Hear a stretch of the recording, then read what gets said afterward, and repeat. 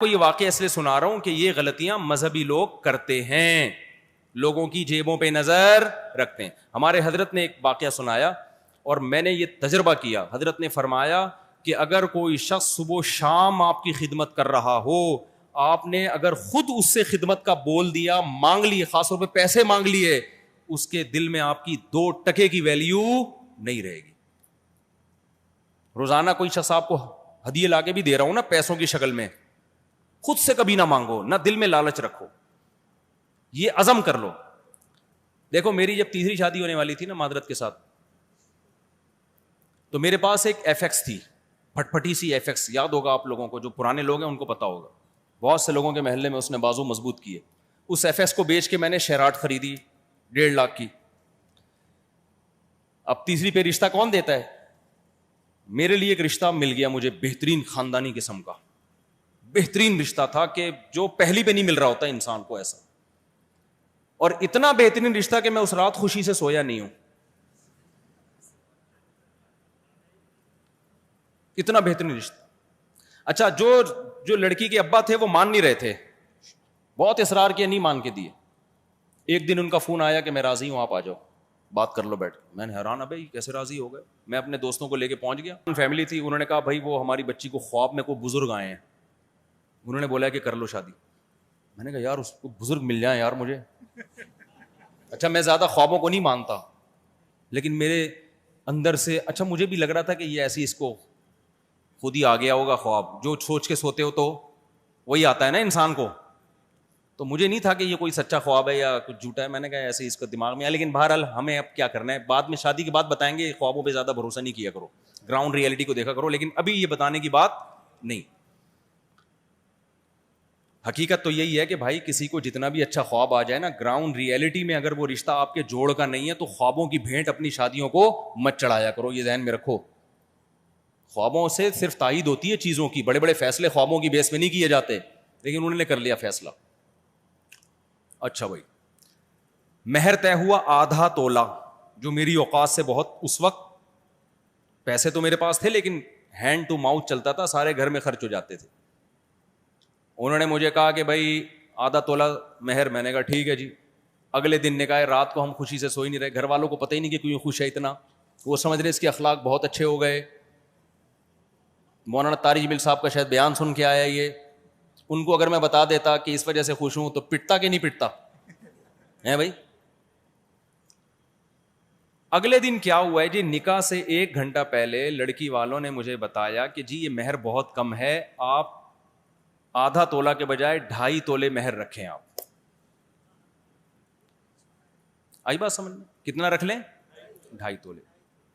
بالکل ان کا مطالبہ درست تھا, بلکہ یہ بھی کم تھا, کیونکہ میں تیسری کر رہا ہوں, میرے پہلے سے بچے بھی ہیں اور لڑکی کنواری ہے, تو 2.5 بھی نہیں دیں تو کیا تولے بھی کم تھا اصولی طور پر.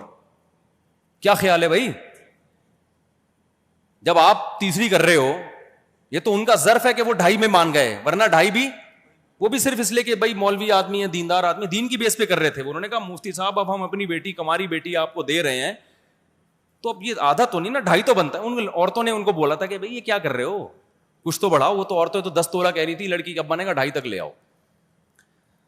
میں نے کہا بھائی میرے پاس 2.5 فی الحال نہیں ہے, اور میں قرض اگر کسی سے لوں تو میں واپس کرنے کی فی الحال مجھ میں صلاحیت نہیں ہے, کیونکہ میرا جو منتھلی خرچہ ہے نا, تیسری کے بعد بھی تو خرچہ بڑھے گا نا, تو میں ہینڈ ٹو ماؤتھ چل رہا ہوں, میں تیسری کا پورا خرچہ اٹھا سکتا ہوں, نان نفقہ دے سکتا ہوں. لیکن اگر میں نے اضافی 2 تولے کہیں سے ارینج کر کے دے دیے تو وہ 2 تولے میں قرضہ ادا کیسے کروں گا, میرے پاس کہاں سے پیسے آئیں گے؟ یا تو ہوتا نا چلو اگلے مہینے میں دے دوں گا, 2 مہینے بعد کہیں سے BC کھلنے والی ہے پھر تو ٹھیک ہے, لیکن مجھے پتا ہے بھائی میں 2 مہینے بعد بھی نہیں دے سکتا, تو میں کیوں اگلا میرے پیچھے میں آگے یہ کیا ہوا؟ انہوں نے کہا آپ کے اتنے تعلقات, واقعی میرے بڑے تعلقات تھے, میرے کروڑ پتی لوگوں سے تعلقات تھے جن کے لیے 2 تولے کی حیثیت 2 ٹکے کی نہیں ہے. ان کو تو بتاؤ نا 2 تولے چاہیے, وہ ہنس پڑے کہ یار کو مولوی صاحب اتنے عرصے کے بعد کچھ مانگ رہے ہو تو 2 تولے, یہ کیا بات ہے؟ نہیں یہ بات میرے خیال ہے سمجھ میں. اب یہ میری آزمائش تھی. اب یہ کیا تھی؟ اس نے کہا آپ کا فلاں دوست ہے, فلاں دوست ہے, ادھار مانگ لو. میں نے کہا یار ماں بیمار ہو, بستر مرگ پر ہو, ڈاکٹر کہیں علاج کے پیسے ہوں گے تو بچ جائے گی, نہیں تو پھر بندہ کسی سے ادھار مانگتا ہوا اچھا لگتا. لوگوں کی ایک نہیں ہو رہی, ہم تیسری کے لیے لوگوں سے کیا مانگے؟ قرضہ مانگے. مانگتا مل جاتا, یقین تھا مجھے فوراً ملے گا, کل انگلی اٹھتی میرے اوپر کہ یار اس کے پاس پیسے تھے نہیں, اور مجھے لوگوں کی بھی پرواہ نہیں تھی. مجھے حضرت کا ایک قول یاد آ رہا تھا. حضرت نے ایک طالب علم کو کسی سے ادھار مانگنے پر مدرسے سے نکال دیا. حضرت نے فرمایا مولوی ہو کے کسی کے سامنے ہاتھ کیسے پھیلا لیا؟ مولوی کا تو ایک اسٹینڈرڈ ہوتا ہے, مولوی تو بادشاہ ہوتا ہے, شہزادہ ہوتا ہے, وہ کبھی کسی کے سامنے ہاتھ نہیں پھیلاتا, بھوکا مر جاتا ہے. میں نے کہا میں قیامت کے دن حضرت کو کیا منہ دکھاؤں گا کہ ایک طالب علم پہلی شادی کے لیے قرضہ مانگ رہا تھا, حضرت نے اس کو نکال دیا, تو کمبخت 2 کر کے بیٹھا ہوا ہے, تیسری کے لیے قرضہ مانگ رہا ہے. رات میں خوشی سے سویا نہیں ہوں. کتنی بڑی آزمائش تھی کہ نہیں تھی؟ لیکن اللہ کا یہ فضل ہے, میرے دل میں وسوسہ بھی نہیں آیا کہ کسی سے ادھار مانگنا ہے. وسوسہ جسے کہتے ہیں نا, وہ بھی نہیں آیا.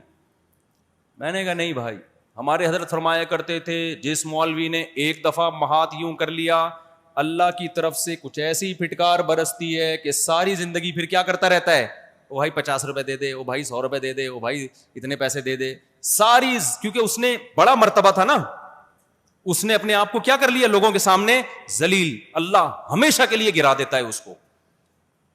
یہ جرم ایک دفعہ ہوتا ہے. میں نے کہا بھائی میں کسی سے ادھار مدھار نہیں لوں گا. اس نے کہا دیکھ لیں بھائی. میں نے کہا دیکھ لیا. اس نے کہا پھر رشتہ نہیں ہوگا. کہہ رہے یار مفتی صاحب ہماری بھی تو سوسائٹی میں عزت ہے نا, ہم بیٹی دیں گے کچھ تو بتانا پڑے گا نا. میں نے کہا آپ کی بھی عزت ہے تو ہماری بھی کیا ہے, عزت ہے. آپ منع کر دیں تو آپ کی عزت نہیں, آپ کی عزت ہو جائے گی. آپ بولیں گے بھائی ہمارے اسٹینڈرڈ کا رشتہ نہیں تھا. تو میرے دل پہ تو بڑے غم ہوا تھا, مجھے آرے چلے تھے. لیکن میں نے کہا ادھار نہیں لوں گا, میں ادھار نہیں لوں. تو یہ میں نے اپنی تعریف کی بات کی ہے, اور بہت ساری الٹی کام بھی ہم نے کیے ہیں, وہ میں نہیں بتاؤں گا آپ کو. میں اس لیے کہہ رہا ہوں کہ ایسا نہ ہو آپ سمجھے استاد جی اتنے پہنچے ہوئے بزرگ کو, بھائی اپنی برائیاں کون لوگوں کے سامنے بیٹھ کے کرتا ہے.